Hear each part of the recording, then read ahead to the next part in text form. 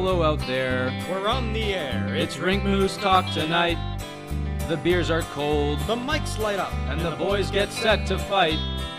The gloves come off. Opinions get thrown. And someone slips on ice. One man howls. The other scowls. But the show must go on. Oh, the good old hockey game is the best game you can name. And the best game you can name is the good old hockey game. You're an announcer with a long stick from time to time. With hockey flows and more shots known. Pierre Maguire's life, not John's a leaf. Ovechkin's teeth and Hoffman's crazy wife. When Carey slumps and Bergevin stomps, Duran's not LaFontaine.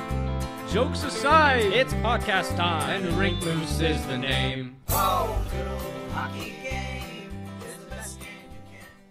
Hello there, and welcome to episode 32 of the Rink Moose Hockey Podcast, a weekly episodic podcast where two good friends get together and discuss all things NHL and their implications in fantasy hockey. I am one of your hosts, Nick Costu, doing fine on this lovely Wednesday evening, alongside my good pal, Kyle Nice. Kyle, how are you doing today? Oh, Nick, I'll be honest, I'm a little disappointed in your antics today. Antics. Yes, I sat down to elaborate? Well, here I am in my closet, and I asked you, Nick, what do you want to talk about today? And the first thing out of your mouth is, well, did you hear the Dallas Stars got a new horse?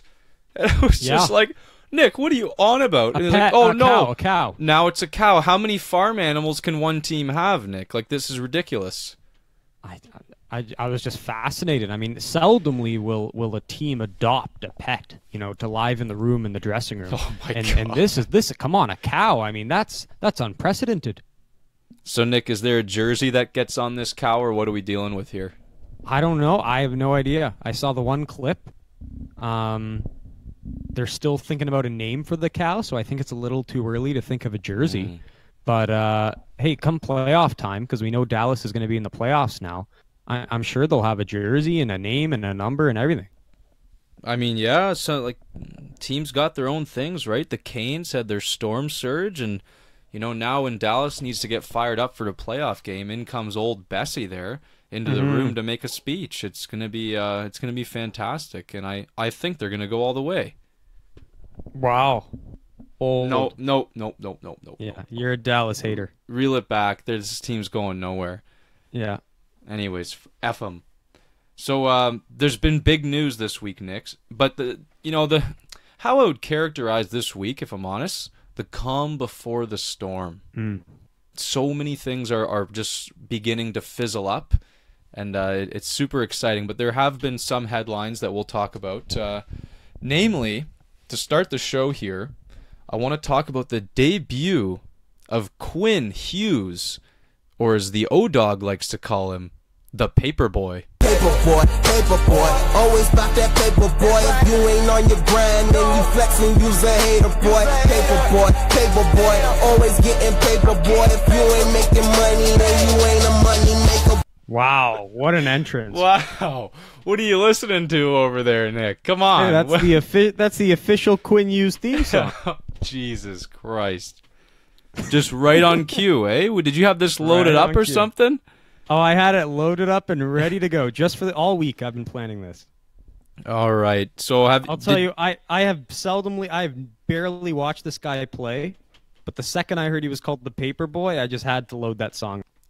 And it's such a fitting name too. As O-Dog described it, he said, when he walks in the room, you think who invited the damn Paperboy here? But he said later on, when you see him play, it kind of clicks in. And you go, oh, this guy's a player. But I know you didn't watch the game, did you, Nick? Or did you see the highlights at least? Yeah, I saw the highlights. I've been seeing some other highlights coming from the San Jose game. Not so much the game on the weekend, but the first and the third game, I definitely got to look at least some plays that he made, especially that first game. There was some flash in that game, if I may say so myself. Yeah, I'll mainly talk about that first game simply because, I mean, he's been relatively quiet since then, and man, after watching this first game, it's like all of the slumbering Canucks fans have crawled out of the woodwork and made just a bunch of noise because they are pumped.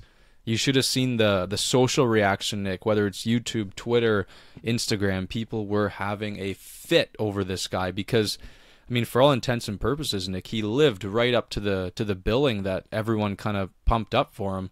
He gave him kind of a taste of a little bit of everything, and that's the good and the bad, Nick. We saw some silky skating.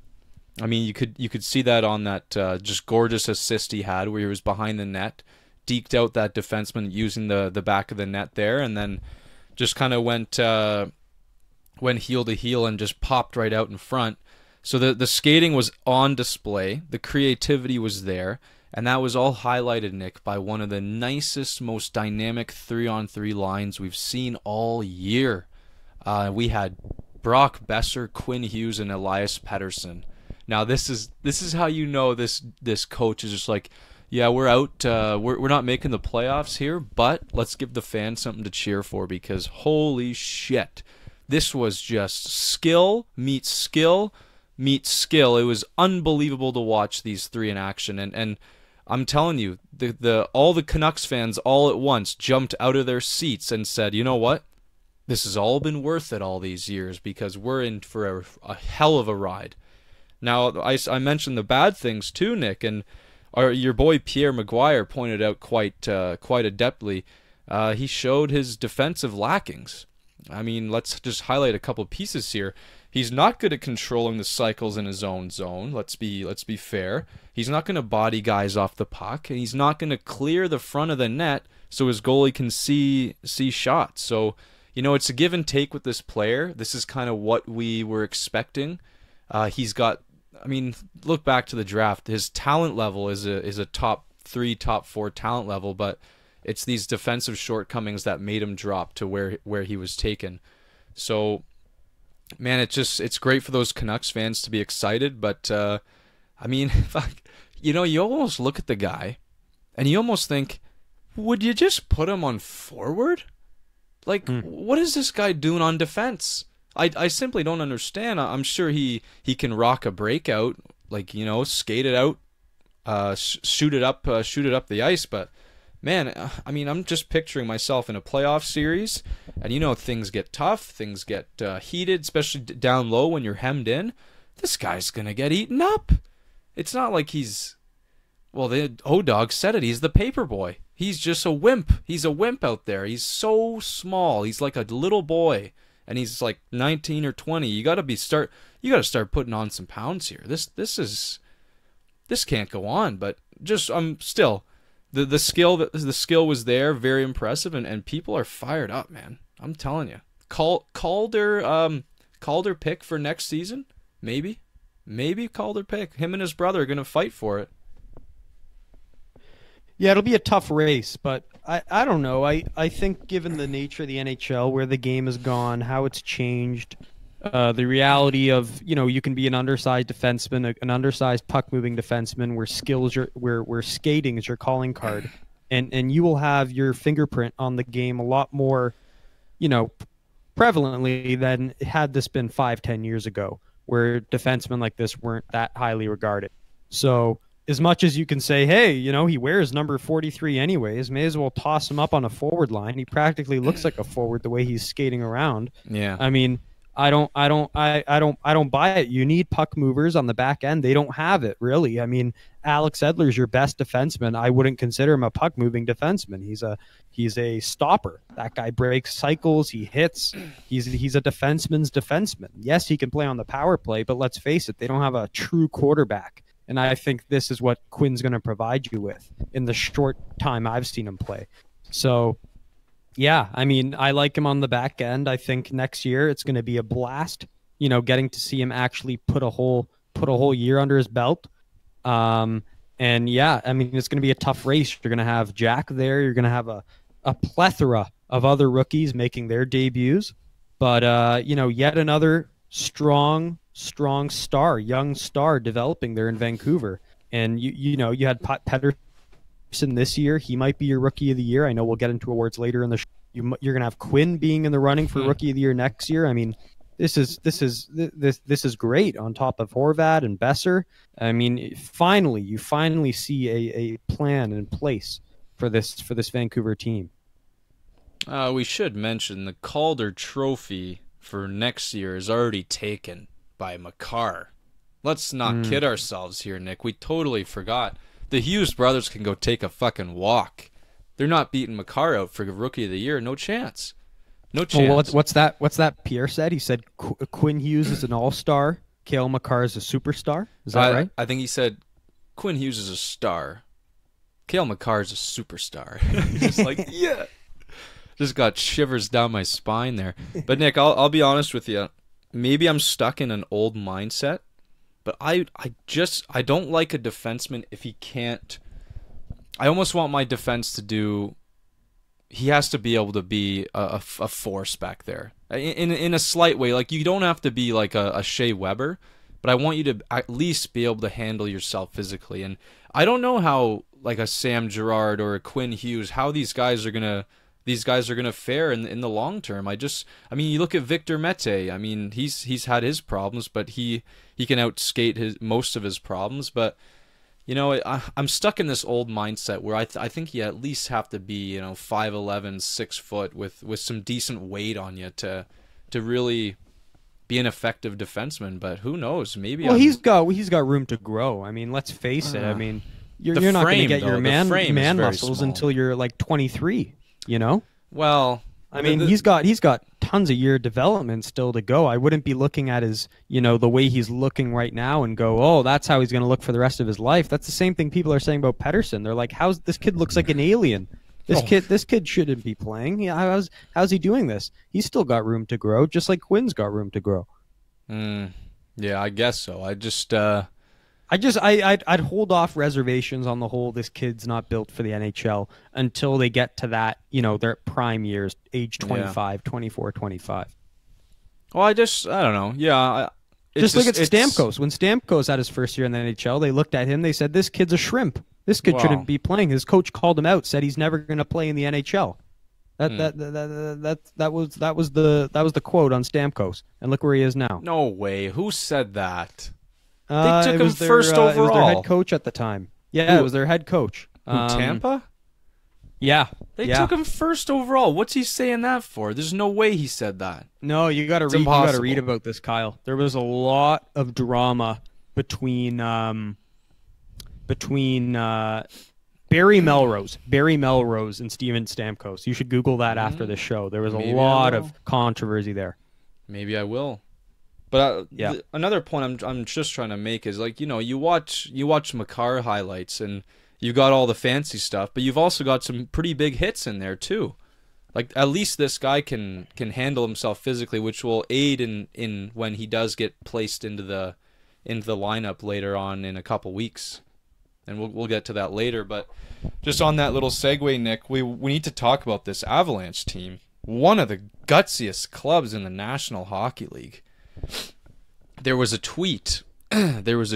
Just as the other game. What was it? Colorado versus Edmonton. Just the other day, Adrian Dater, who's the BSN Avalanche podcast host, and he's like the Avalanche guy on social media. He was pretty negative on the team when they went down 2-0. He's like, the Avalanche lack killer instinct, and it's been like this for 10 years.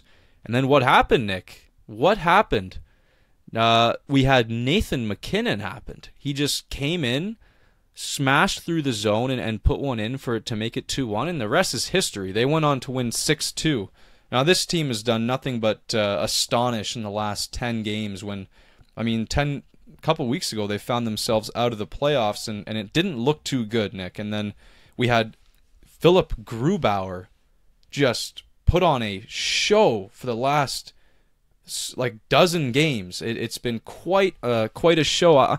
I'm even going to go as far as to say is behind McKinnon, Landeskog, and Rantanen, Philip Grubauer is your guy on why you are where you are in Avalanche land. This guy's been absolutely amazing, and they've pretty well officially punched their ticket to the dance.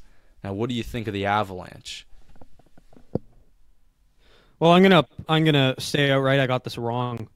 Yes. Where's your Minnesota team? Well, I Where are predicted they? them all year. Well, hey, I had Colorado all year. I had Colorado all year. No. I was on this show. I was talking about how great they were when they were playing that game against Tampa. I was with them until the very end. And then when we last did our predictions, a couple weeks ago with about 10 games left, I sensed a bit of complacency. I sensed a bit of, we're not trying real hard. There isn't a sense of desperation here. And I got it wrong. The way Jared Bednar has kept his players alive and has kept his players awake during this time, and the way they've persevered through these injuries to Landeskog and Rantanen, it's really something to behold. And the Philip Grubauer stepping up and making his case for being the starter there full time in Colorado. Unbelievable. It's all culminated. All these pieces have come into place and have willed them into a playoff spot. They've basically clinched, as you said, with Arizona losing last night to the Kings, the lowly Kings, 3-1 on home ice. Brutal. I watched the end of that game. I was listening to the Paul Bissonnette feed, and they were not happy, those Coyote fans. No. So yeah, it's a rough time for them. But with Colorado, back to them. Like I said, great story. They deserve it. They should be there. They should have been there all year. There should never have been a doubt about this team. Let's face it. The way they had that hot start going into Christmas. Going into Christmas, this team it was star-studded lineup. They had a gap between them and the last playoff spot. This was not necessary, but they had to get kicked in the butt a little, and now they're where they should be. And if you ask me, I think this is a sleeper pick to make a run in the playoffs, especially with a first-round matchup, which right now looks like it's going to be against the Calgary Flames. I want to get into that just real quick, but I gotta say they haven't just mostly clinched that playoff spot, but Ottawa has clinched last place. No matter what happens, Colorado will have the best. All right, lottery let's odds. settle down now. The best lottery odds. The lottery hasn't even happened yet. Hey, the lottery's on Tuesday, Nick. It's Let's in see 6 what happens. days. Yeah, let's wait till Tuesday, then we can have this conversation. No, I'm just saying they have the best odds. All like right. Ottawa cannot Doesn't get matter. out of Doesn't last mean place. anything until you get the balls to roll in your favor. Oh, it means a lot. It means the absolute worst you do is 4th overall, and that's amazing. It's That's fantastic. Good. So this team's just on all highs right now, all highs. Now, we got to say it. It's looking like pretty well guarantee, unless Dallas does something absolutely crazy and shits the bed, that it's going to be Calgary versus Colorado. And both of us have expressed our concerns about this Calgary team and whether they're actually built and they're showing what they actually are. And I think you and I see eye to eye when I say this. Are we sensing a bit of an upset here? We got 107 points in Calgary here on this team. In all manners of speaking, this is an absolutely elite team. They're second in I think they're second in the whole NHL in terms of points. Why is this such a dark horse to lose the first round, Nick? What are we seeing here? Well, to me, it's this tandem in goal where seemingly one guy can't get control of the crease. I mean, one guy goes on a streak, then he falters. The other guy goes on a streak, then he falters. No one can solidify their spot in goal. And when you go into the playoffs unsure who your number one is, I think it just sends a feeling of nervousness through the entire lineup where you don't know who's playing behind you every night and you don't know who's going to show up. The good Mike Smith, the bad Mike Smith, the good David Riddick, or the shitty David Riddick. I mean, it's a wild card, and that's worrisome to me. I don't care how great that defense is. I do believe that is a top 5 defense in the NHL, and I do believe that's a very well coached team. Billy Peters has really, had his effect on that team. And I was predicting that. I had them making a good run in the regular season. And that forward line, that first line is as good as anyone's first line. But, I don't want to show my cards too much this week. I think we save a lot of that for next week in our conversation. But, All I'm going to say is I wouldn't be surprised if a lot of pundits, you hear them, when they make their predictions for this series, saying Colorado's going to upset them. I would not be surprised. Wow, Nick. Wow. I did a little bit of, looking into the numbers on this team, and they're really, I think they're top 7 in scoring goals in the league, and I think they're bottom 10 in allowing goals. And we mentioned they have a great defense, and I totally agree with you. So it just goes to show that goaltending is a huge soft spot on them. And then, add in the fact that Rantanen's going to be back, and you'll get perhaps maybe a Cale Makar boost, whatever that means. Like, he might not play at all. He might play a little bit. He might play a lot. But, I mean, Colorado's coming in with low pressure. The pressure is squarely on Calgary, so it has the makings of a very interesting series, and I think I like the chances of an upset here. But, well, again, you said it. We'll get into that a little bit. Hey, Kyle. What? Calgary is the 8th best team in goals against average. Goals against? Yeah. I was more looking at goals against per game. Goals against per game. Goals against per game. They're 8th best. Calgary. Oh, the list was going the wrong way. Yeah, and they're 2nd in goals for. So simmer down. This team's excellent. This team is not good. What? I just don't have any faith in this team. 2nd most points in the league, and you have no faith in them. Oh, a lot of smoke and mirrors going on here. Johnny Gaudreau? No, he's not going to lead anyone to a playoff series. Come on, Nick.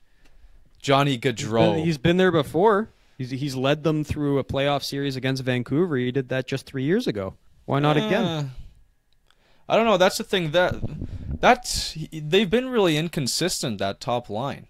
Like, one day you have, Johnny Gaudreau hasn't scored in so many games, and then he's putting up 6 points, and now they're in the dumps again, and they're shaking up all the lines. I think, yeah. Hey, I'll tell you what, though.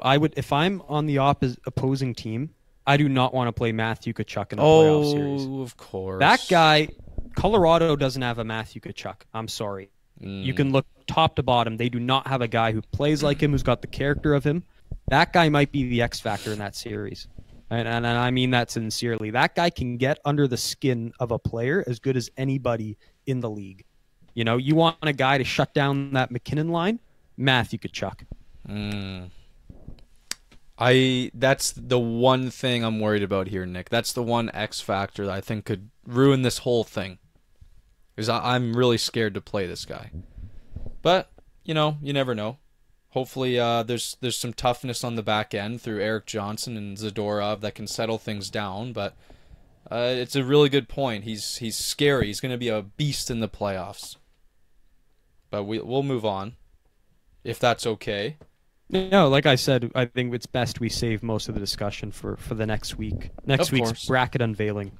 And as you know, I'm notoriously excellent at bracket choosing. Yes. I was going to preface that, but Kyle is amazing at the brackets. I mean, if you got money, if you're putting money on this, you got to wait till next week till Kyle unveils his bracket, because he might win you a lot of money. I'm notoriously bad at picking brackets. I mean, the way I sum it up is Kyle's the better evaluator of teams, and I'm the better evaluator of individual talent. I think that's fair to say. Nick, I don't even know if that's fair to say, to be honest. I win fantasy every year, but I suck at this bracket. You don't know where I'm going with this, is that I tend to just choose the teams that I like, and they just happen to be good teams. That's bullshit. Like, I just choose Pittsburgh every year, and then they just end up winning. So I don't think I won last year. But the last, 2 years before that, of course I won, because Pittsburgh won twice. But, maybe I'll make it a bit more sensible this year, but probably not. But I'm really excited for brackets, my gosh. Especially with all this March Madness things going on. It's like, yeah, just give me the NHL playoffs here. Bracketology. Exactly. So a quick word on Victor Hedman, who's out day to day. Upper body injury sustained against the Washington Capitals.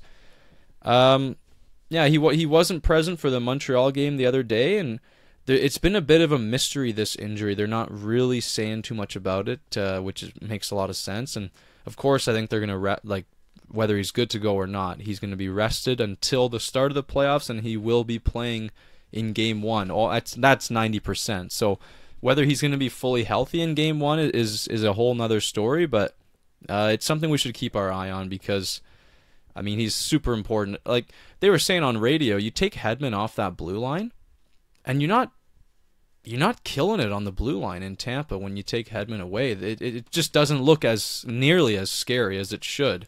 And the same can be said for Toronto in taking Riley out. Like I think if you lose Riley, Toronto is just sunk. So Hedman's definitely very important there. So we'll keep our eye on that. But Nick, we got to get into the Habs here. Just the team that never quits. Now it's funny. I should say this before we get into this topic because we're both avid listeners of TSN Radio. Now, if you go over to TSN 690 Habs Radio, the last week has been nothing but a cesspool of negative energy, man. Like I can't even tell you. I can't listen to this stuff because all they do is mope and say, "Yeah, we're probably not going to make the playoffs, but good job last night." Like it's just awful to listen to, man. Like I don't know if you've seen it, but nobody has a whole lot of faith in the team over there. I mean, hell, even the Toronto radio guys have more faith in the Habs. They're willing to put a stake in the ground and saying, I'll put my faith in these guys. It's just brutal what you listen to over there. Well, I don't blame them. I mean, given what they've been through these last few years, I mean, either they're not making the playoffs and it's a debacle like a few years ago where they just finished third last and they drafted Kotkaniemi. I mean, that's how low they were just a year ago. And then you look at their past playoff series. I mean, losses against the Rangers, losses against Tampa. I mean, it's always first round or first and second round and bust. I mean, I think there's merit for there to be a cesspool of negativity in that province. And I don't blame them, given being there. It's just like the Leafs being down on their team when you're losing against the Bruins every year. I'm not too surprised to hear that. But man, I think today, after that win against Tampa, I think that negative energy is kind of taken a 180. I sense a bit of optimism. They're now tied with Columbus for that final playoff spot, that elusive playoff spot. And you saw a character win, even what I can only define as a character win against Tampa last night. Oh, I mean, the crowd was into it. When Armia scored that second goal, I mean, the great Mitch Melnick said that was the loudest the Bell Center was all year when he banked that puck off young Eddie Pasquale and into the net. I mean, the Domi goal, the fourth one where he just comes in and boom, wrists it by Eddie. I mean, it was just great. And if I was listening to the radio calls this morning and just the radio announcer for them was so much life, so much energy in his voice. I'd never heard that before for the Montreal radio guy. It was just, for a Leaf fan, it's a pleasure to watch. It's a pleasure to listen to. I want them in. I want two Canadian teams representing, each conference, the East and the West. And, we've made it known we'd love to see Joe get a rematch against Tampa. I'd love this team to make the playoffs. I love the energy in the Bell Center. I love the character on this team. Guys like Max Domi have won over my heart. I love that player. Yeah. Guys like what's his face on the fourth line? No, I want to do that one later. Let me handle that one.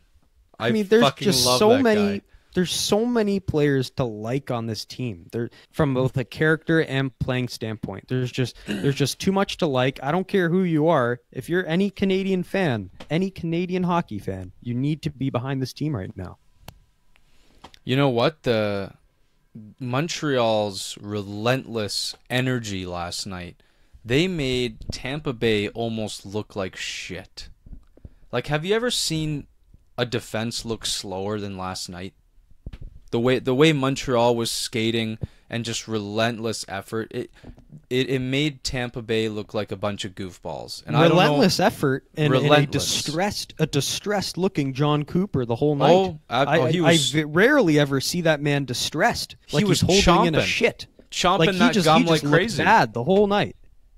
Absolutely. And best player on the ice for me, Nick, Nate Thompson. He was magical. He was the absolute prototypical fourth liner. And you know what? This makes, it's just another credit to Marc Bergevin to go and pick this guy up. You talk about heart and character. This guy, you can put him right beside Brendan Gallagher for those traits, and it's just like, I didn't know you could find another guy like that. But this guy wanted to win more than anybody on the ice last night. It was unbelievable. I didn't know he could skate, but he was moving the best he could. He got that opening goal for them. It was unbelievable to see this guy work, and he would not lose a battle. He was an absolute warrior, and you know what? It's hats off to Marc Bergevin again, because he made a hell of a move to pick this guy up for basically nothing. It's incredible. And then like Domi was relent. Like this team, like it was like a machine out there. They just would not quit. I don't know about Jojo out there. He had a pretty good game, but there's a character to this team now. There's a style, there's a feel, there's a tone, and I think if they keep this going, you can win these last two games and give yourself a hell of a chance. But see, that's the problem here, Nick. It's sad to say, but even if you win these two games, and they're going to be tough games, you still need help from the other two teams. You need someone to lose. You need Columbus or Carolina to blow it, which sucks. You feel like the Canadiens don't deserve this, especially if they beat Washington and Toronto. They don't deserve this, but it's the reality, and you can just focus on what you have to do and hope that the other two teams find a way to stumble. Well, it's been much debated. If you're a team trying to get into the playoffs, who do you want to play right now in these last few games? Do you want to play a contender who maybe isn't playing up to snuff, who doesn't have anything to play for? I'm talking the Leafs of the world, the San Jose's of the world. Or do you want to play these teams who are down in the bottom of the pits, who've got nothing to play for? They're playing with house money, and they're basically just playing spoiler every night. Yeah. And a large number of pundits out there are saying they'd rather play those contending teams. And if you look at the schedule right now, it's Carolina and it's Columbus who've got to play those teams that are out of it. We're talking Ottawa, Rangers, New Jersey, Philadelphia. Nothing to play for. They're just going to go out, play loose. I mean, when you play loose, you could either let in 10 goals or you could score 10 goals in a given night. I mean, that's the reality of it. Yeah. And, we've seen this before. I wouldn't be surprised if Columbus goes into the Canadian Tire Center on Saturday night. Duchesne and Zingle, they need to win on their old home soil, and they blow it. And Ottawa runs over them. I was there. I saw the Leafs get blown to bits. I saw the Leafs get blown into smithereens against Ottawa in the Canadian Tire Center. They just did it again this past Saturday. I know they don't have Garrett Sparks, Columbus, but I'm just saying I'm scared of that Ottawa team when they're at home. They just have an ability to upset you. And the Rangers are the same in Madison Square Garden. So if I'm looking at the schedule, I'm not one of those people who are going, Montreal, they've got to get past Capitals and Leafs. Oh, and Columbus, they're just playing these lottery teams. I don't think there's merit to looking at it that way. I think all these teams mean something, and every game is going to be a challenge. Wow, did you just create the best storyline of the entire year? Let's frame it here. Jarmo Kekalainen goes all in and scoops up some of Ottawa's best players. His team rumbles and stumbles into the final game of the year, and then he gets back into Ottawa, where the Ottawa Senators take advantage of Duchesne, Dzingel, Panarin, and all these idiots and knock them out of the playoffs. Nick, that's the best storyline of the entire year. That would be unbelievable.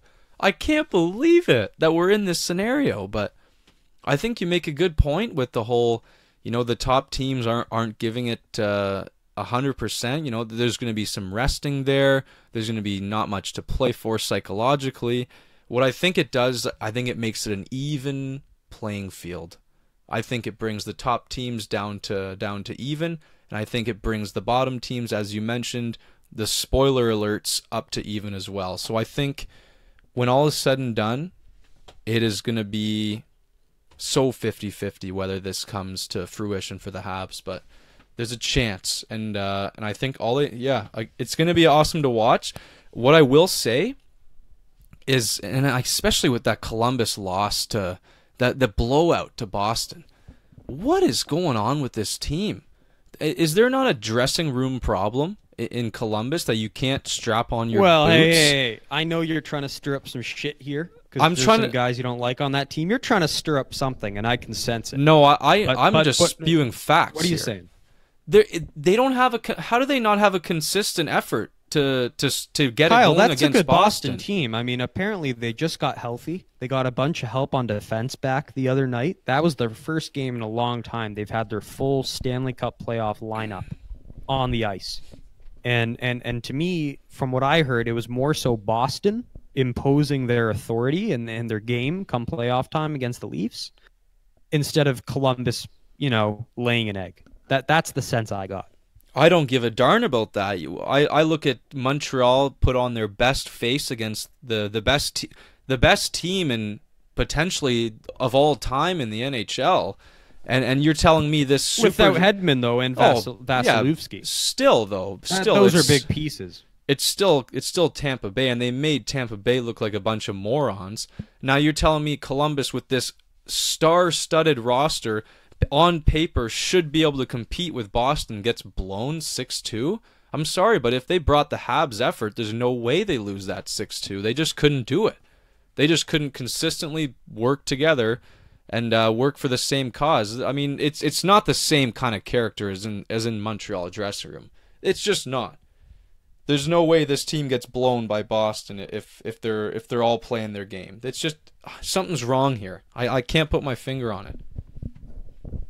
So you think Montreal's going to will their way to the playoffs through their character, which is something that Columbus is lacking at the moment. Is that what you're saying?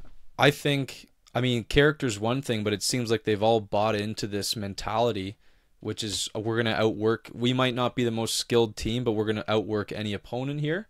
And I don't see that kind of buy-in from Columbus. They just seem to... I get the sense that I don't know what Columbus I'm going to see.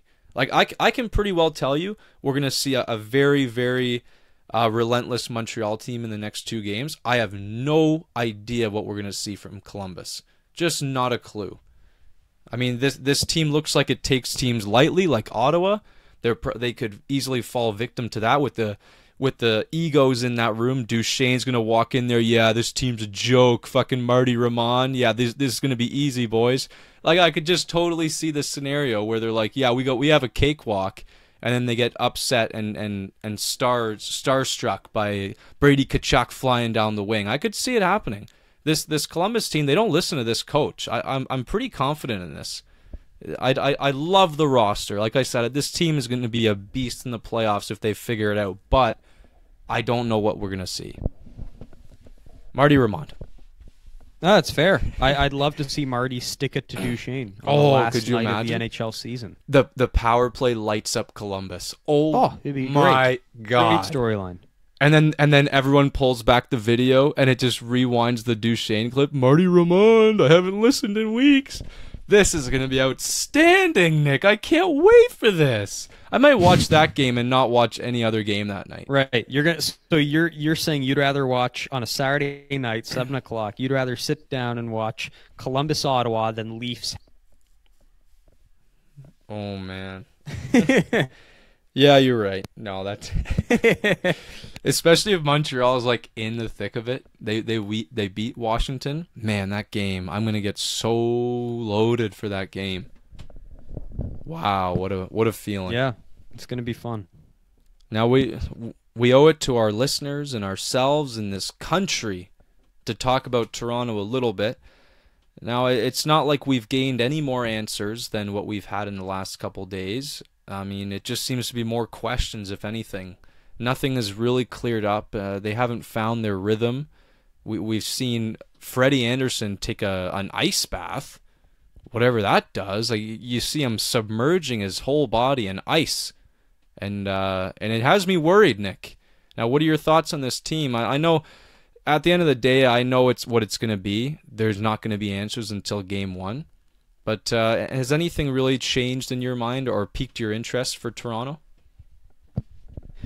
Yeah, I mean, I think you got to be cautious when you look at their record this past week, since we had the last episode. I mean, the reality is you played a game in Ottawa, which you lost, but again, Garrett Sparks was in net, and you just played a game against Carolina the other night where you lost, but again, Garrett Sparks was in net, and seemingly, served up the win to Carolina with a silver platter.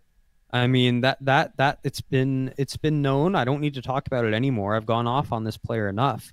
That he should not be in the NHL at the moment. Trash. And you cannot read into this team's success and the numbers of this team when this man is in net. It changes the whole complexion of the whole team, how the whole team plays from top to bottom. And I think you saw that with the Islanders. The Islanders game was the best effort I've seen from the Leafs, arguably this entire year. You had a character check. I remember us talking about the Tavares return a month ago and saying when they go back a month later to that same barn, I know the same energy is not going to be there, and it sure wasn't there this past Monday. But the reality is there was still some adversity they had to face. The crowd was still getting on Johnny T, and they willed themselves to a victory with Tavares scoring the game winner with a slick wrist shot over the shoulder of Robin Leonard. And it was great theater, and it was a great result. And it feels like the book is closed on that whole Tavares saga for the interim. And he's gotten the final laugh. And the rest of the team supported him. They came to play. I thought they played away from the puck as good as they've played all year. They seemed defensively aware. They outshot the Islanders in every period of that game. They took the life out of the crowd. They played a perfect road game, a road game you're going to have to play come the playoffs in the TD Garden, which is yet another tough arena to win games in come playoff time. So I was very, very proud of their game. I think Calle Rosen fit in admirably. I think a lot of Leaf fans, including myself, have been waiting for him to kind of replace Martin Marincin in that sixth slot. And they're still going to get Jakey Gardner back. So, I mean, all I do is I ignore the Saturday result. I ignore the Tuesday result. I see the game against the Islanders when they've got their goalie, their star goalie in net, and the rest of their team on the ice, and they put together a complete performance that I expect them to put together come playoff time. So me, not so worried after that game Monday night. But you're not upset that they turned around and just shit the bed in Carolina? It's Sparks. Did you see those goals, Kyle? They should have won that game. The reality is they scored the first goal in that game. It got overturned on a offside, I believe was the call on the William Nylander goal. Way offside. And yeah, but the reality is they had the momentum there, and then it got swapped with the challenge by Roddy Brindamore. And then Sparksy, the next two goals they cannot go in. Those goals cannot go in. And if they don't go in, the Leafs are right in that game. And they outshot Carolina. They did everything right, and they were the tired team playing on the back-to-back. I don't read into that result what the scoreboard says. I mean, I just don't. Garrett Sparks should not be in this league. Even the Jordan Staal shot, I thought he should have had too. Yeah, from 25 feet out, you got to have that. Yeah. You're not, but come playoff time, he's not going to be in that. You're going to have Freddie in that. And I know he's been shaky of late, but he put together a very, very solid performance against the Islanders. And they're going to reward him with 2 starts the next 2 games here against Tampa and Montreal, which are going to be huge. And I think after those games, if anything, Kyle, let's just say this. The true evaluation of this team heading into the playoffs will be these next 2 games because they're going to have their full lineup. Likely Gardner's going to get in there for at least one of those games.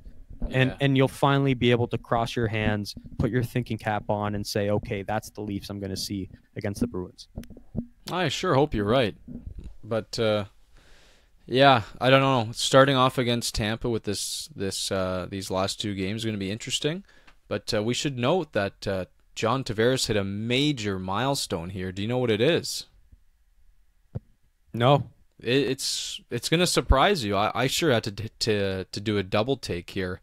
The most goals in a season by a Leafs center in the history of the franchise. The history of the whole franchise, Nick.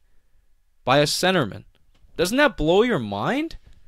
The guy steps in year one and blows away the goal scoring record for centerman. Are you crazy? That's insane. Think of how long this team has been operating. That's unbelievable. Well, any year, I mean, 50 is a very hard number to crack. Let's not forget that. 50 is a very, very rarely will players get to 50. And the fact that this guy is almost there at, what is it, 46 or 47 at this point? He's got 47 now. Yeah, 47. I mean, he's almost there. I'm not too surprised, to be honest with you. That's an elusive number. Not a lot of guys can reach that. But even like going through the entire 80s and that whole like high scoring, era. I they guess, didn't have a single yeah. 50 I mean, goal centerman. yeah. It's crazy. They did score more back then, so We're talking that's about something to think about. guys putting up 180 points. Gretzky, I mean, but still, that's a lot of points. That's a high scoring league. It's still, this stat blows my mind, for sure. But anyways, Nick, I gotta stir the pot on one more team. I know not a lot of people are talking about this, but I heard some rumblings on the radio today on Overdrive on my way home, and I thought, you know what, that's maybe an interesting story that people aren't really looking at here. And I think something is brewing behind the scenes that's bigger than we realize on the Winnipeg Jets. So basically, the way they summed it up was the Overdrive boys were hinting at some dressing room issues.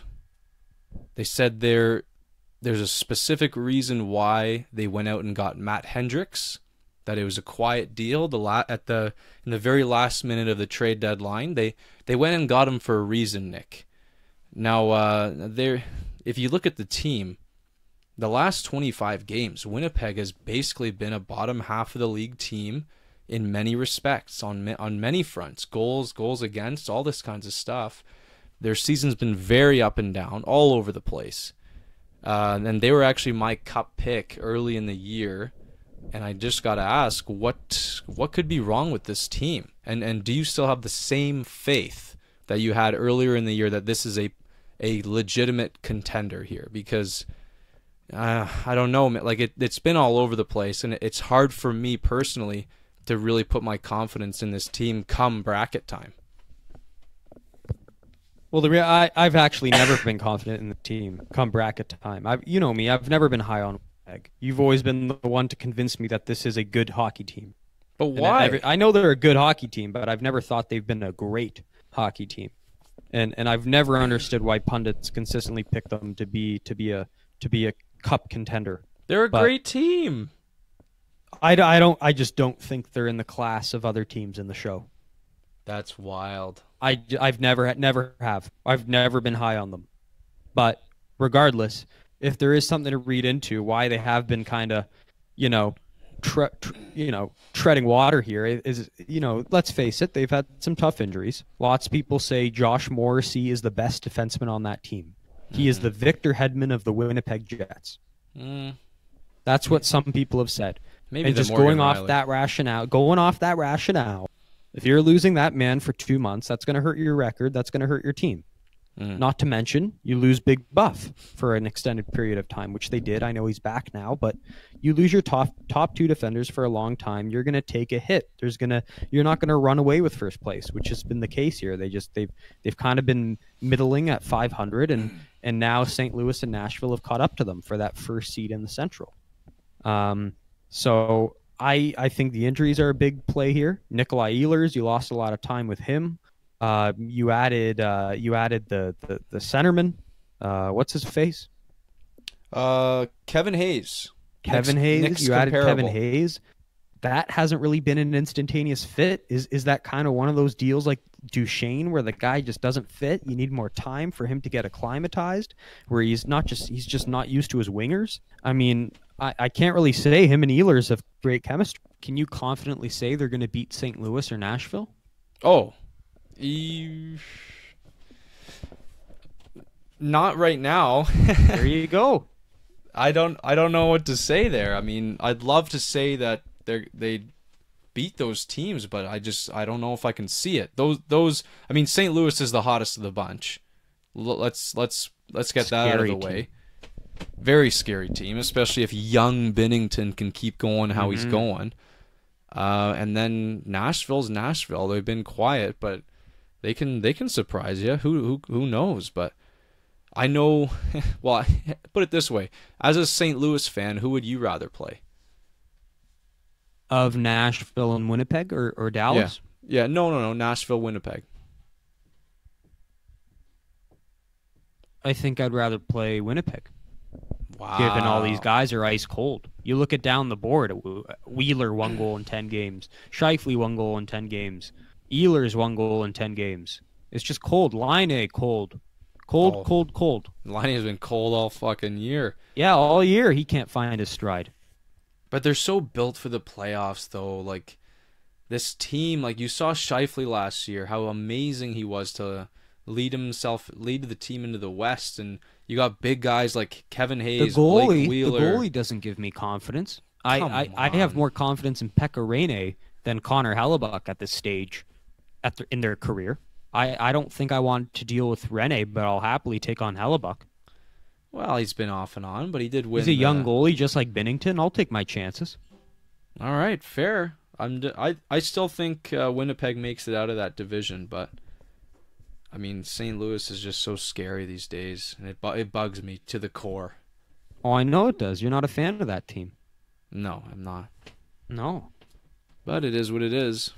Like, for once, you're realizing Nick might be right, and that troubles you. No. What?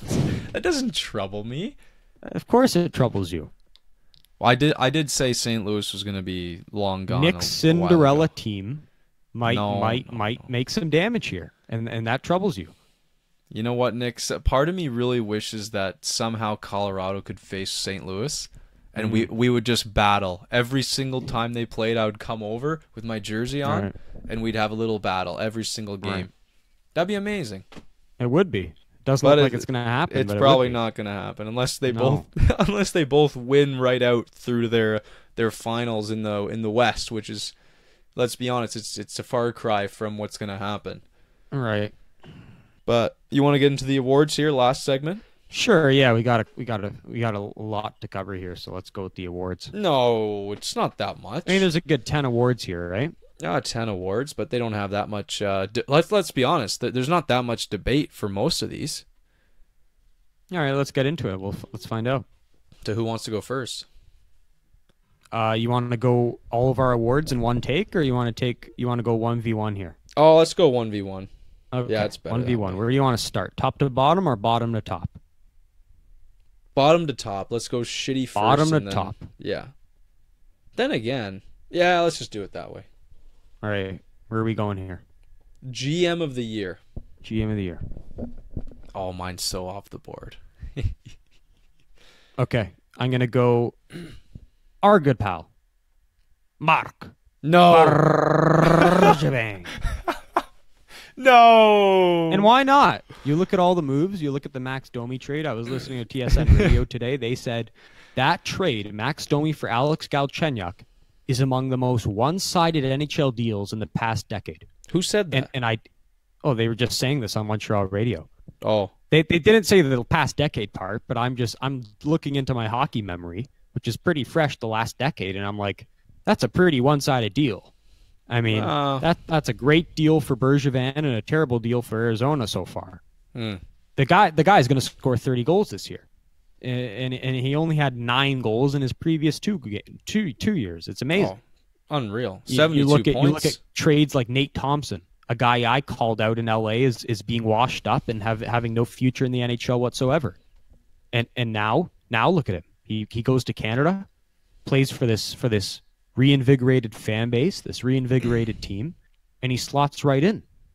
I mean, it's just been move after move that the guys on defense, the guys who've come in to help out on that side too, the Kulaks of the world. I mean, it's a pleasure to watch.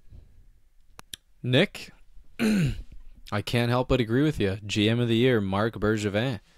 I've got the same pick for the same reasons.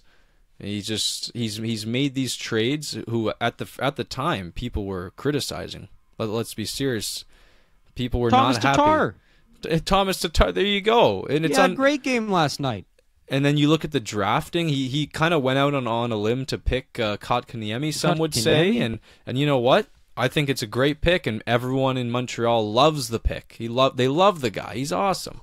So Marc Bergevin has really, and you know what we have to do is we have to change our theme song. Like I think maybe once you get home, we sing a different tune because we threw some shade at him on the theme song there, and he's done nothing but throw sand in the face. Yeah, we blew that.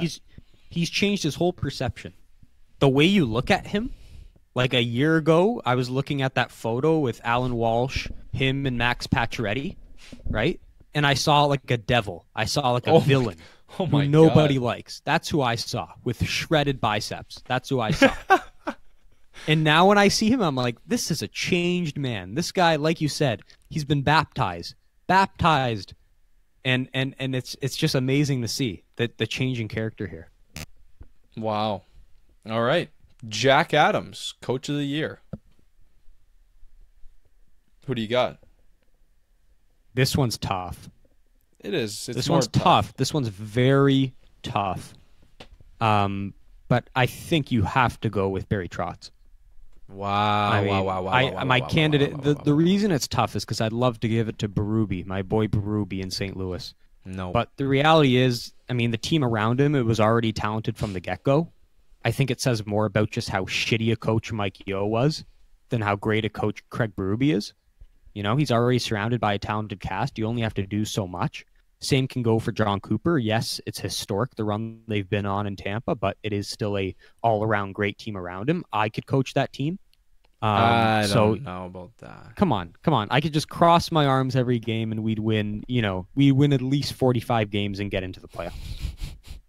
Okay. Just saying. Anyways, Barry Trotz suppresses goal suppression down to number 1 in the league. Best goals against. You go from last to first in that department. I mean, that's coaching 101. You look at trends, you look at hockey numbers to evaluate a coaching staff. That's the number one thing you look at. Numbers like that, how you change your goals against average. And it's not like they have a better goalie all of a sudden. It's not like they have better personnel all of a sudden. Hell, it's worse. You're missing Tavares. If anything, you guys should be shittier.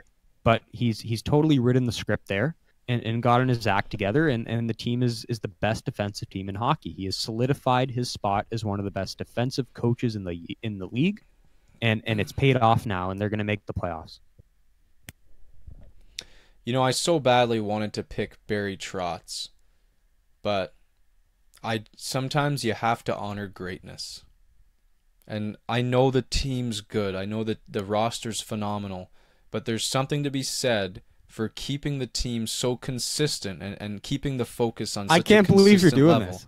I have to do it, Nick. He's your least favorite person in the NHL. I hate John Cooper, but I think he is a fantastic coach in this scenario. And I don't like what he did with Drouin, but I think you love this man. I think low-key you love this man. No, you know what, though? I've always respected his coaching. I've just never agreed You always with have.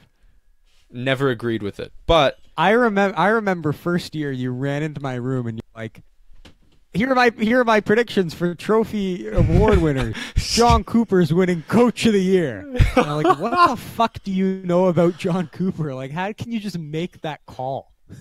what? How the hell do you predict Coach of the Year? Like, that is like, what the fuck goes into that? I don't even think that really happened. Did I? It did. You came jumping into my room and you're like, John Cooper's winning Coach of the Year. What? But it just doesn't make sense. Like it wouldn't make sense. That year. That was the year you were going to watch all their games and you were I totally know, a Tampa but fan, right? I wouldn't just run into your room with just that information. No, I must have had other things. You had to your say. whole trophy list. Okay, there you go. And you spewed off John Cooper. I'm like, that's a stupid pick. But here we are, and now he's the best coach in the league. He's the best coach. Like we're talking about one of the best teams since. Well, no one's gotten 60 wins since the 80s Red Wings or the 90s Red Wings or something. I mean, it should be said, like, Barry Trotz, I really wanted to pick him because, like, the stats, it's right in your face. Like, from the worst defensive team to the best, and that's fantastic. But another nod has to be given to just consistent greatness. Now, I know you say you could coach the team, but, I mean, the roster's amazing, but there's no way they get to 60 wins with any old Joe coaching this team. This guy's been pushing the buttons on certain guys. I mean, he got Kucherov to blow up to historic. Just these numbers are crazy. He's like 2 assists away from having the most assists by a winger. Period. Like, what the hell, man? Period. Like, the most assists by a winger ever? Come on. That's insane. This guy has just made this team into a machine, and it's like, it's unbelievable. So I got to give it to John Cooper. You be you. I'm not gonna doubt what you're saying. I love the guy. I practically I want to be John Cooper in 10 years from now. But In the every reality aspect of is, life. I think. What's that? In every aspect of life. In every aspect of life, correct. Nice. And him and Pierre Maguire. Oh, yeah, just a mix between the mix. two. Yeah, some kind of mix. Yeah. And anyways, I'm shocked to hear that. I can't disagree with it too much, but I ultimately, if I got to pick 1 and 2, I go Trotzy, just because that team in front of him was absolute horseshit last year. Yep. I can't disagree with that either. But I think it was a Bill Masterton Trophy for perseverance, sportsmanship. You want me to take the show floor here? Dedication. Sure, we've got the same answer. So Kyle. So basically, long story short, Kyle has nothing to contribute on this conversation. 0. Right? He even said before the show, "What do I know about a player and their perseverance, sportsmanship, and dedication? How do I evaluate that? Just watching the odd game on Game Center every night? Am I right?" I guess. I mean, I do a bit more than watch Game Center, you know. Jeez. Anyways, basically, from what I'm getting from the hockey community is one man's going to receive this award, given his story, and it's going to be much celebrated the night they give this award away, and that's Robin Lehner out of Long Island. And the reality is, this man had a very dark past. As much as we like to be comedic on the show, I mean, this is a story that, in my opinion, transcends beyond hockey, beyond sports, and is just a good life story in general. And the reality is, this was an alcoholic, a guy who'd come home after every game and drink a whole 2-4 of beer, who was bipolar, who considered suicide at some point, who had a family, young kids, and who was going through a very rough time in his life. And all of a sudden, he made some calls. He opened up to some friends of his, got some help, went to a community center in Arizona this past summer, spent the whole summer there, repairing his mindset and repairing his life. And, you know, a team had faith in him after all of that. Lou Lamoriello reached out to him and said, "Robin, we think you can be our goalie." And he admired that a team was going to give him a chance after his history and the way his life was trending. And ultimately what's happened is the best 360 of any individual in the game. This story is admirable. He has turned into a Vezina caliber goalie this year. You may not think he's a great goalie, but the reality is this year, you look at the numbers, as good as any goalie in the league. And I just couldn't think of a better candidate to win this award. I got a better one for you. Jonathan Drouin. You're fucked up. He goes through the most mental turmoil, and he still appears in McDonald's commercials. You can't really battle that one. I seriously think he's got a shot to win this award. I'm not even going to debate this with you. That's how ridiculous that take is. Lady Bing. Lady Bing. Tough call. Who's the biggest bitch in the league? Oh boy! Oh, it even sounds no. like a bitchy award. I the know. Lady Bing. It's stupid. He wants to be called the Lady Bing. This is the worst award in the whole thing, in my opinion. All right, I'm gonna go with. Don't. Okay. What No, is it? you can go. I'm gonna go Alex Barkov. Ah. To me, No. it goes to a guy who's kind of unheralded, uncelebrated, kind of unappreciated. You know, I was reading about that NHL player poll the other week, and it was like most underrated player nobody knows about, and it's Barkov, and then I look at the fact he's been considered for this award in the past. Apparently is a good sportsmanship kind of guy. So I look at the fact his team's kind of out of it, but he played the whole year, you know, had another great season for an uncontending team. The penalty minutes are low, I presume.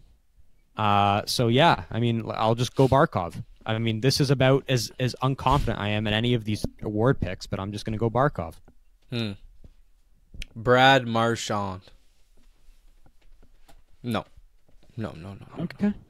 No, I had Barkov as well, to be honest. And You had again, Barkov. Okay. didn't do a ton of research. You know, I didn't look up penalty minutes or anything like that. I just know he's perennially contender for this award.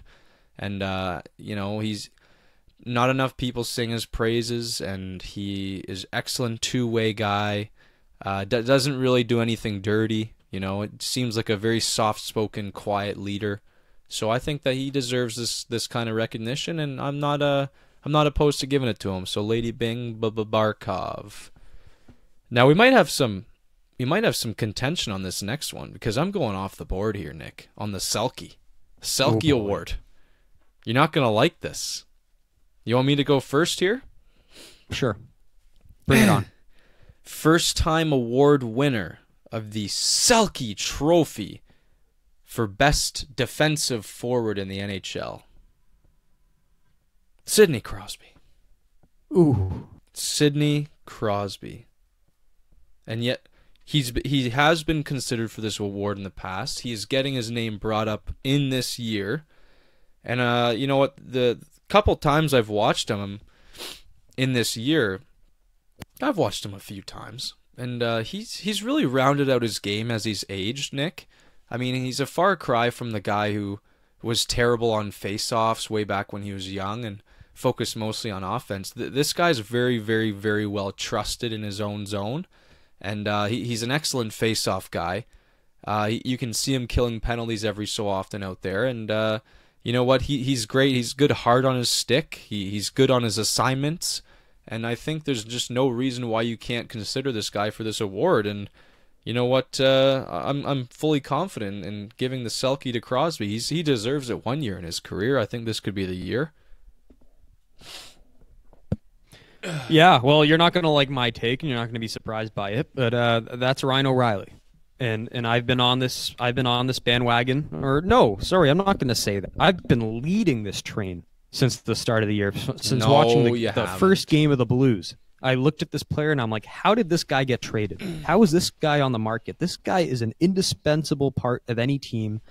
As Pierre said this morning, you know how I said last year he called Scheifele the best player in the league nobody knows about? Pierre said that? Last year he said that about Scheifele. Okay. This year he said O'Reilly is the best player in the league nobody knows about. Huh. And Before I the year think there's started. merit to that. If you don't watch these games, you don't see the two-way game he plays. He's got the best matchup every night to play against. He scores goals. He back checks. He plays both ways. You saw that. You know, when I have just one memory in my mind, it's that play against the Leafs where he strips the Leafs guy of the puck in the defensive zone, trails up the ice, and snaps one top corner on Freddie Anderson to win the game in overtime. And that's just one of his overtime winners. There was that one I showed you about Colorado earlier in the year. I mean, this guy he's got the hardest job on the team every single night, and he comes to play every single night. He's just so consistent with his approach every game. He's consistently good. He seldomly has a poor night in any respect of the game. You look at the face-offs, that's a huge part of this game. I know Sid can't compete with him on that front. He's winning face-offs at a immaculate clip, both in the offensive and defensive zone. You know, I'm not a huge statistician, but I know the analytic numbers can back it up based on what I've read on the Athletic and those experts. This is the easiest pick of any award for me. Ryan O'Reilly will indefinitely win the Selke Trophy. I like your enthusiasm, Nick, but we're both wrong. Why is that? this trophy belongs to one man and one man only, and that's Patrice Bergeron. Oh, shut up. You missed so much of the year. You're going to win that award? Shut up. He's gonna win. It's his award. They're gonna rename this award. Shut up. They will in 10 years when he's They retired, may as well, yeah. But he's They not will winning rename it this year. award. Come on. He is the best defensive Smart forward enough. in the entire game. All If right, he had played simmer at least 70 games, it would be a shoo-in. So you All know right. what? Maybe he won't win it. Maybe it'll be Crosby. I don't think it'll be O'Reilly, but this is Bergeron's award. Now the next one here, Nick. Calder Trophy. Do we even need to say anything? Does this garner any debate? Depends where you're going with this. Oh my, don't you dare bring up young Benny. Jan Binnington. Do not bring up young Bennington. Okay, here's my take. Jesus This guy Christ. came out of nowhere. I remember having a conversation with you in January. We were recording this on a lowly, cold Friday night in January. And I mentioned this Binnington guy. You're like, who? Who's that? This guy was 1% owned in Yahoo leagues when I picked him up. Like, he literally came out of nowhere. He came from being an AHL goalie in San Antonio. And now I'm just going to list off some numbers for you, okay? This is goaltending leaders in the NHL for rookies. Goals against average, Jordan Binnington 185. The next best goalie, Mackenzie Blackwood 259. That's This the is margin only there. rookie goalies? You want to know what Carter Hart's is? 277. That's almost a whole goal higher than young Binnington. Save percentage, Binnington 928. The next best, Carter Hart 919. So you want to talk about, Binnington's on a better defensive team. Well, He is. doesn't matter. He's better than Hart at a clip at .10 at save percentage. Wins 22 for Binnington, 16 for Hart. Shutout 5 for young Binnington, only 2 Mark. So to me, the margin here, it's ridiculous. Nick, listen. Hey, numbers for Kitty What? and the reality Uh-oh. are a mess, and they were not going to Oh, boy. put the team on his back. This team was last. Had Jake Allen, the worst goalie next to Garrett Sparks in the entire NHL, and without Binnington, they'd be right back there with Jake leading in the crease. So you look at all that, the numbers and how indispensable that rookie is to your team. Young Binnington should be the Vezina winner. I don't think he'll win because I think they're going to read into the fact he's only played half the year, but he should.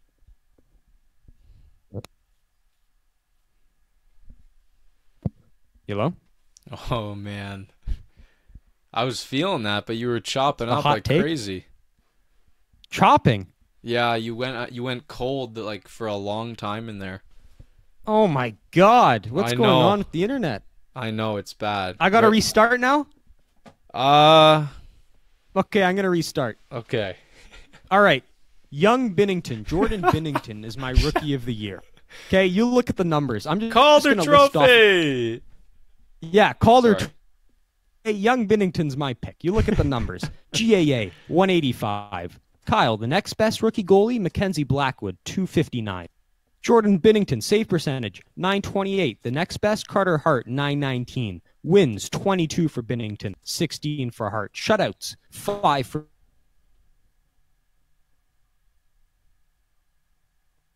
goalies by a wide margin in all those stats. And not only that, he is an indispensable part to this team. They were bottomed out. They were last place.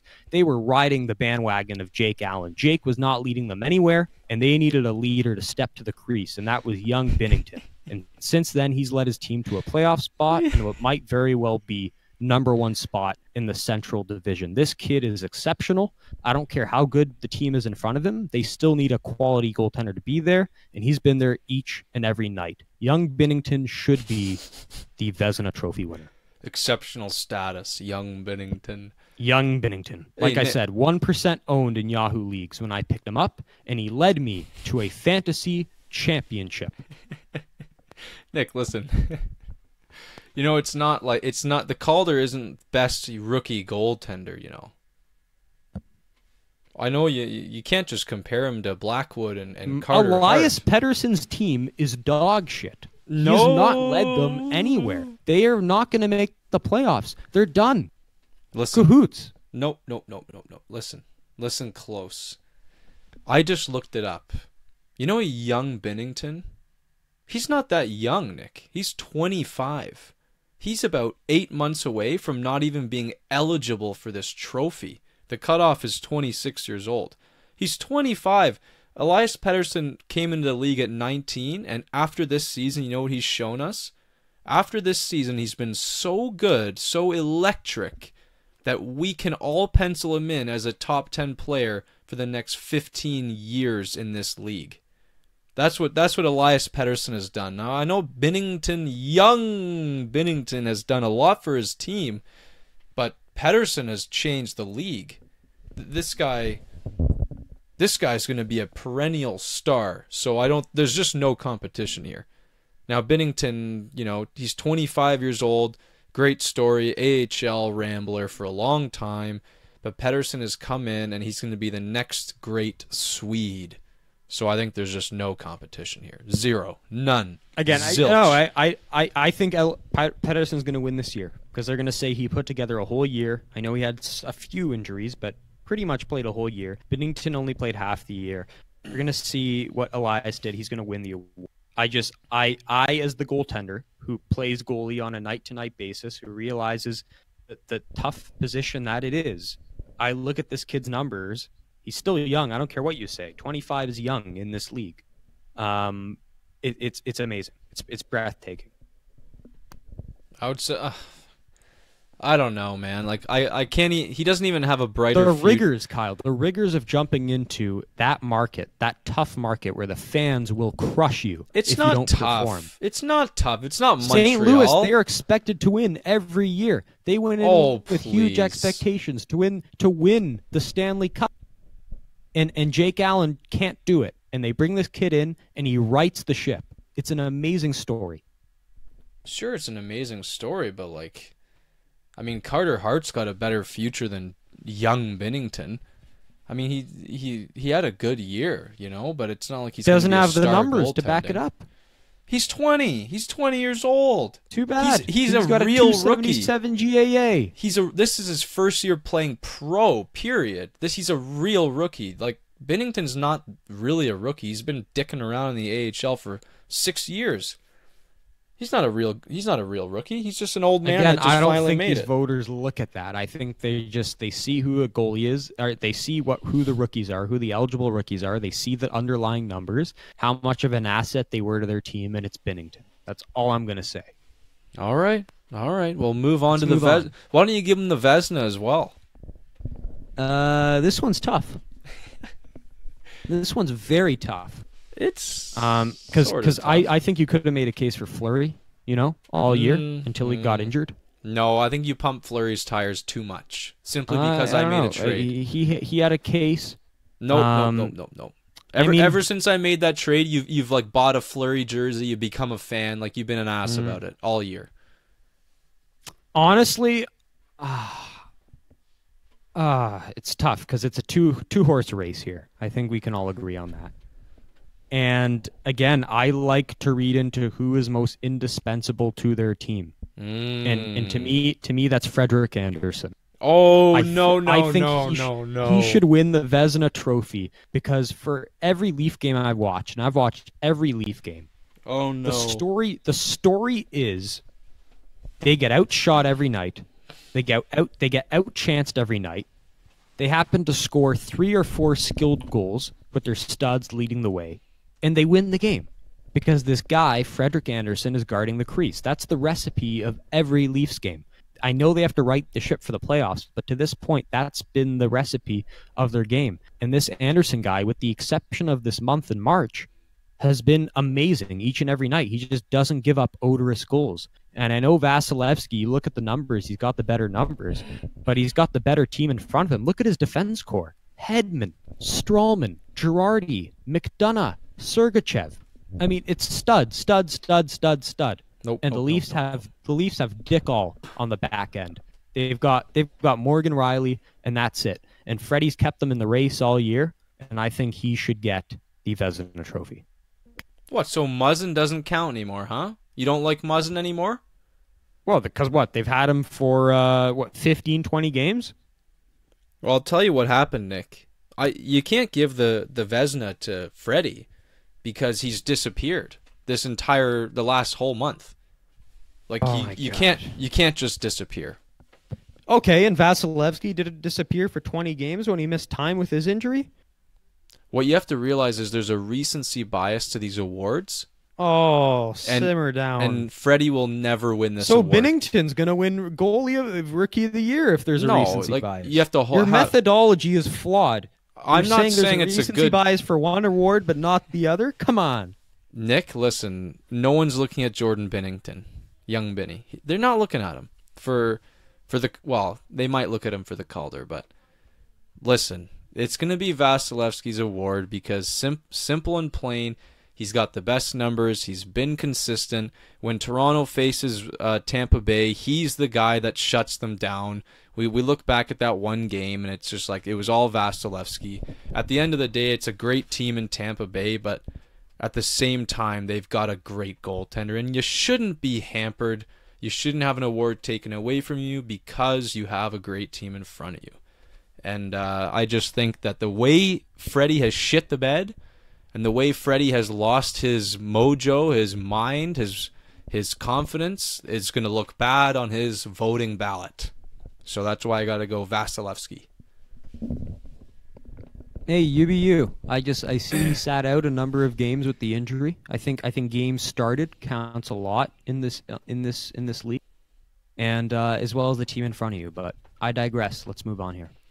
Yeah, we're getting up there in time. We're getting late. I told you this was going to take a while. Fuck, 9:20. Your squash ball is not. Yeah, I'm going to be late for my match. Let's fly through these. Norris. Best defenseman. Norris Trophy. I'm going to go with... This is very difficult. Meh, it's not that difficult. It's very difficult. I'll go with Mark Giordano. I came very close to picking Morgan Rielly for this award. You're a homer. I've seen blemishes in his game, and I just think Giordano's stabilizing presence on that blue line. We talked about the goal suppression. They've done a great job. He's the leader there. He's their captain. I mean, you look at what he does on the power play, what he does on the PK.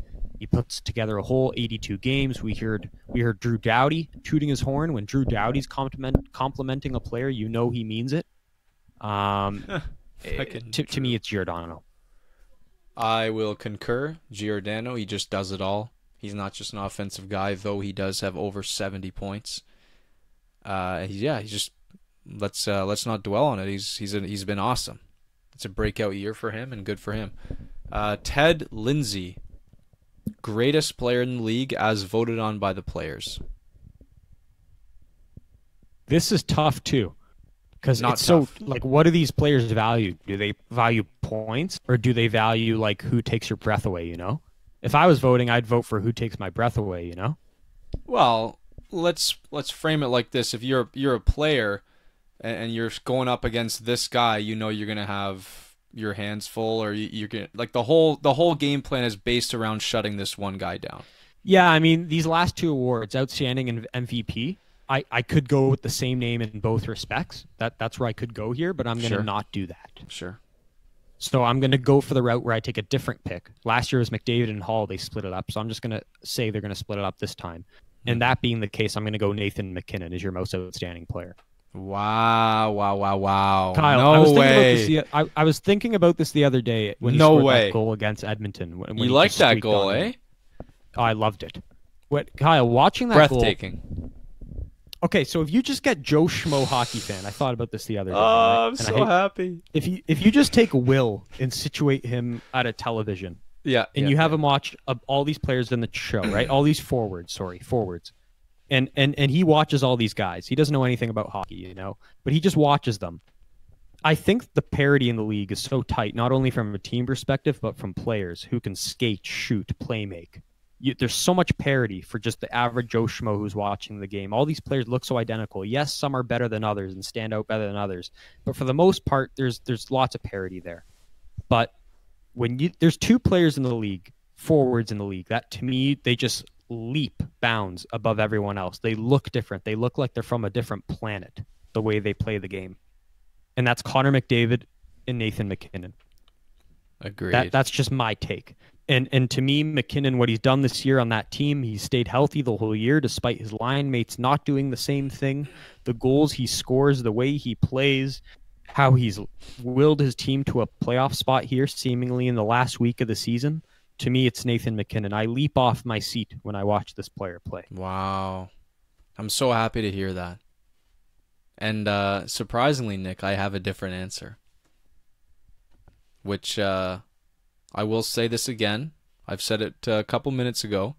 This trophy will be renamed after this player. And we all know where I'm going with this. Connor McDavid is likely going to win this award every single year until something crazy happens. I mean, he's crushed his previous career high. He's got like 117 points or something like that, despite playing on Edmonton. And I know he plays with Draisaitl, and Draisaitl's having a great year too. He's got over 100 as well. But I mean, there's no way Draisaitl has over 100 if it's not for Connor.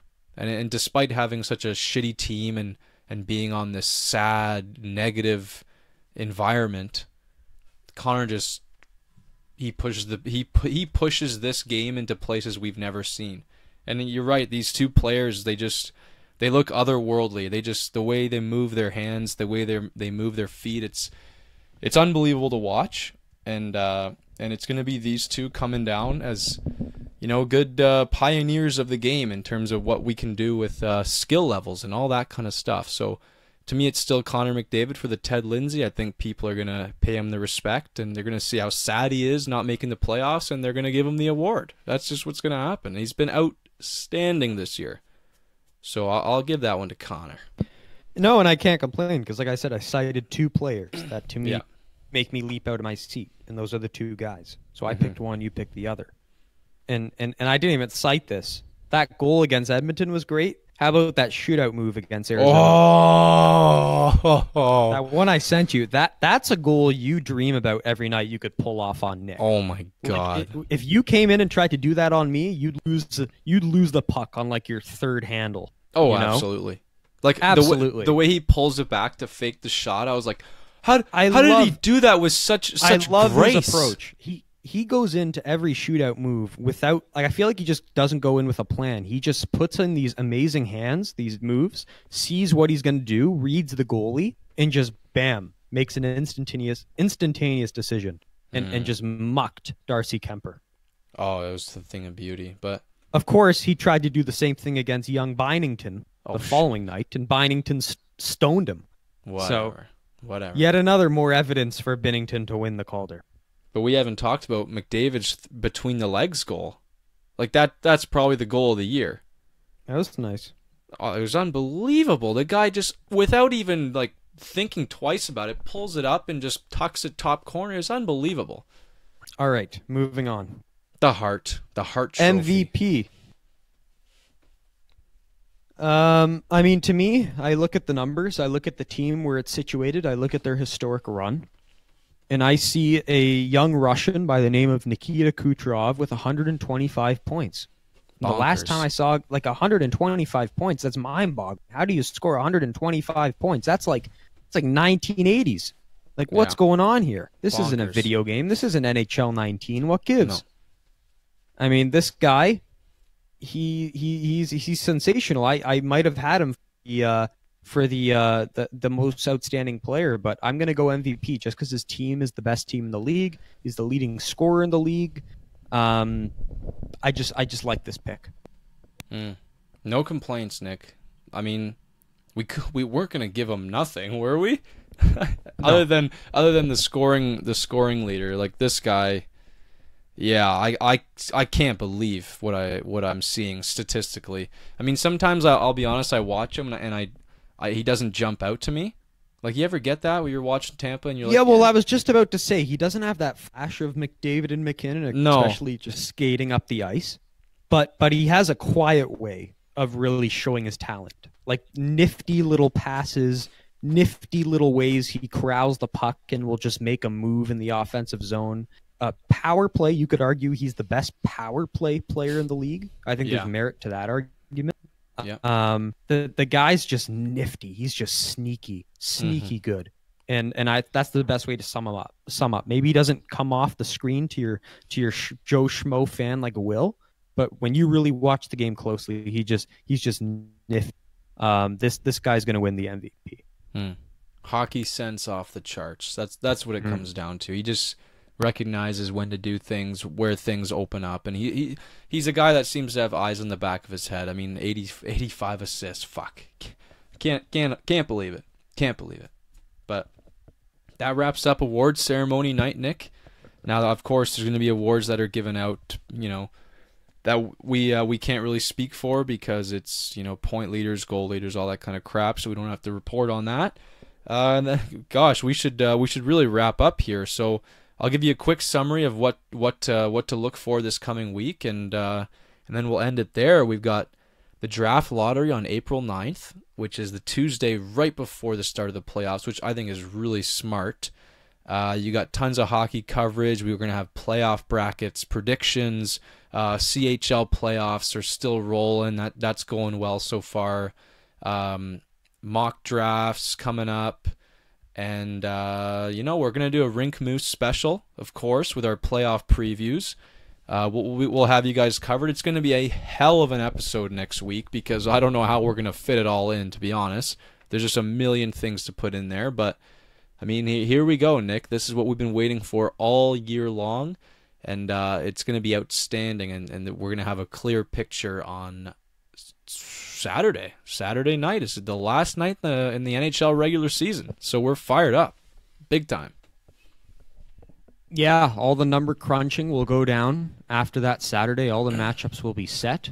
Yep. Just looking at the outset, I can't think of a playoffs I've been more excited for in a while. Just looking at what potential matchups could be in play.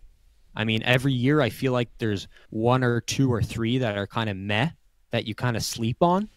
But this year, I mean, there may only be one, maybe two like that, based on where things are trending. So I'm super excited. I'm hoping I could put together a better bracket than you finally. I've struggled to do that the past 5 years, but hopefully I get some luck this year. Never going to happen. We'll see. Maybe this is the Cinderella year, Kyle. Maybe. On that note, Nick, it's been a pleasure to serve you all from Rink Moose to Canada, USA, and Newfoundland. This is Kyle. I'm with my friend Nick. And this is Rink Moose signing off.